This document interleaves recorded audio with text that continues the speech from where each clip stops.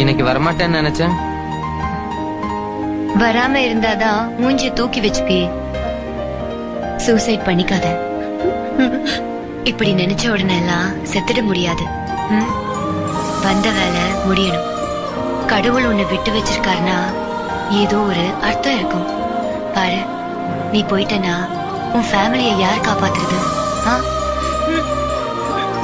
நீ இல்லாம நான் இல்லாமையா? நீ பாக்குற ஒவ்வொரு இடத்துலயும் உனக்கு என்ன பத்தி ஏதோ ஒரு ஞாபகம் வரல?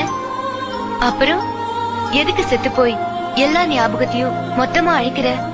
அதுக்கு பதிலா உயிரோட இருந்து லைஃப் ஃபுல்லா ஒவ்வொன்னா நினைச்சு நினைச்சு சந்தோஷப்படலாமே. டைம் ஆச்சு, நான் கிளம்புறேன். அனிதா அழாத. போகாத அனிதா.